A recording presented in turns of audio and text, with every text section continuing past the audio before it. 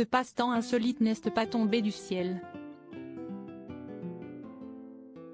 Enfant, la jeune femme de 24 ans rêvait de devenir vétérinaire ou médecin légiste. Mais je n'aimais pas beaucoup les maths, malheureusement discriminantes pour les deux cursus. C'est un tuto de taxidermie qui m'a éclairé sur la possibilité d'exercer ma passion pour l'anatomie et la science, explique Ratapoulpe.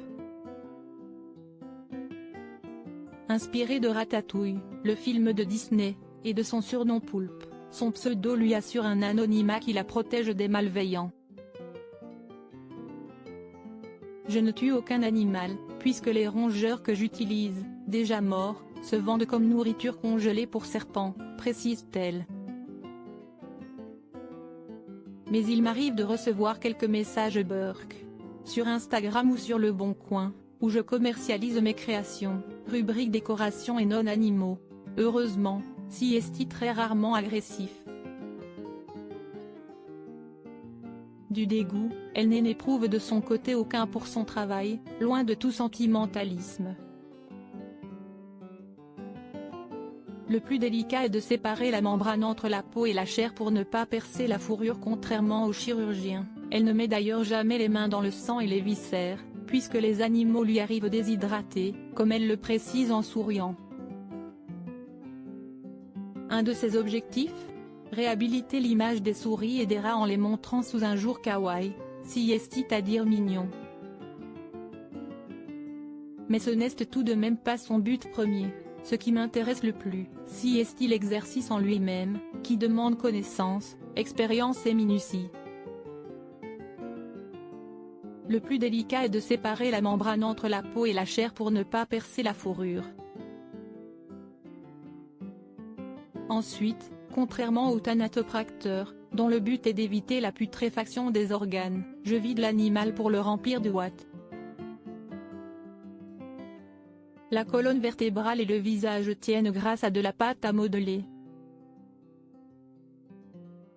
Pour plus de souplesse, j'enlève aussi l'os de la cuisse, explique savamment Ratapoulpe.